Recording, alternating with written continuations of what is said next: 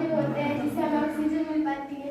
बहुत अच्छे, very good, बहुत ही अच्छा बताया कि जो मिट्टी है ये हमारे पृथ्वी की ऊपरी परत है और जितने भी प्रकार के फसल जो हमारे लिए जरूरी है, जिनको हम लोग खाते हैं, सभी पेड़ पौधे जो है ये इसी मिट्टी में उपजते हैं, इसी मिट्टी में लगाया जाता है।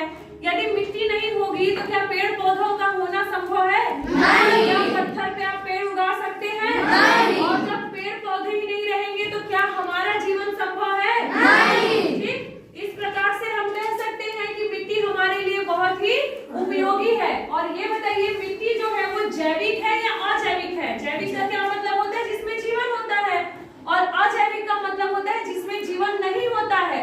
तो मिट्टी जो है वो जैविक होगा या अजैविक? जैविक। जैविक है? अजैविक है।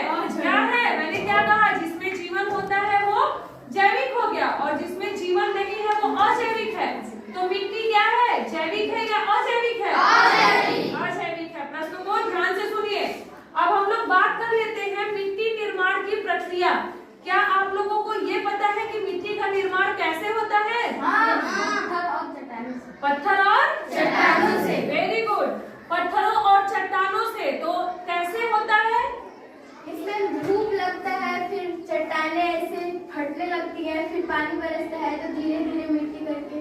बहुत अच्छे, बहुत ही अच्छा जवाब रहा। ठीक है, ये जो चट्टानें हैं, जो पहाड़ है, जो पर्वत है, वहीं से जो है मिट्टी का निर्माण होता है। जब बारिश होती है तो वहां से मिट्टी को बहा करके, बारिश का पानी मिट्टी को बहा करके ले आकर के मैदानों तक लाता है।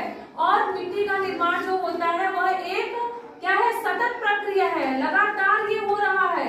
ठीक है, और एक प्राकृतिक प्रक्रिया है, यह एक प्राकृतिक प्रोसेस है, नेचुरल प्रोसेस है मिट्टी का निर्माण। अब जैसे धूप हुआ है ना, तो धूप हुआ है तो धूप होगा, दिन भर तो वो पत्थर गर्म हुआ, फैलाव हुआ, शाम में ठंडा हुआ, संकुचन हुआ, ये प्रोसेस भी चल रहा है। मिट्टी के जो कण है, जो पहाड़ और पर्वत है, ठीक है, जो पहाड़ है, जो चट्टान है, वहां पे प्रसार हो रहा है, संकुचन हो रहा है।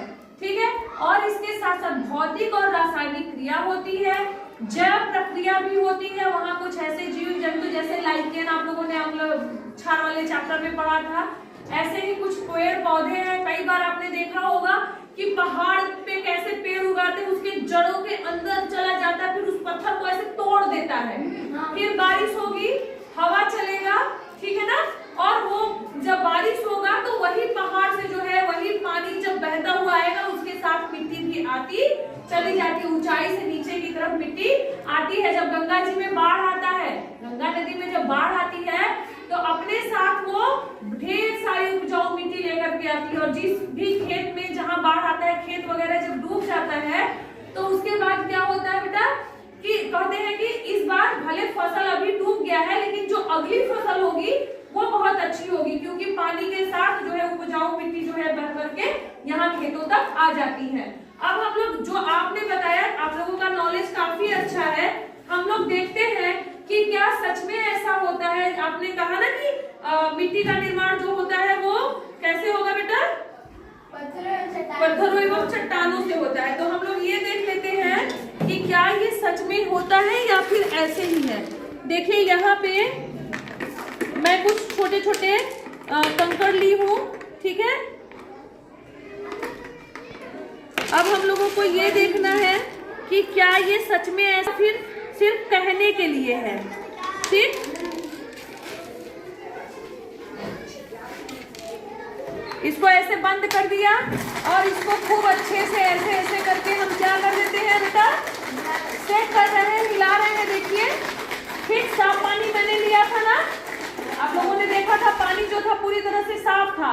अब देखो पानी कैसा हो गया बेटा, गंदा, मटमैला हो गया। कैसा हो गया, मटमैला हो गया। इसको और अच्छे से सेट कर देते हैं और उसके बाद हम देखते हैं कि जैसा आप मुस्कान ने बताया कि मिट्टी निर्माण की जो प्रक्रिया है या मिट्टी जो बनती है वो चट्टानों से बनती है। तो हम लोग ये देखते हैं कि क्या सच में ऐसा है या फिर नहीं है, ठीक।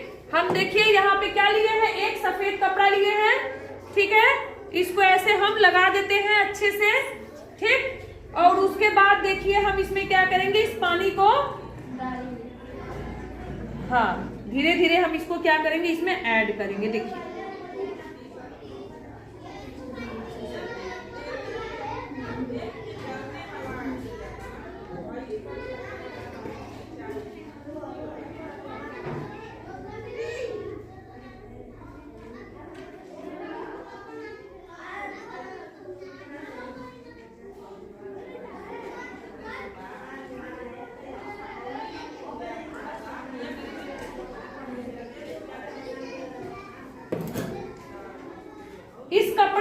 देखिए बेटा, ध्यान से इसको देखिए।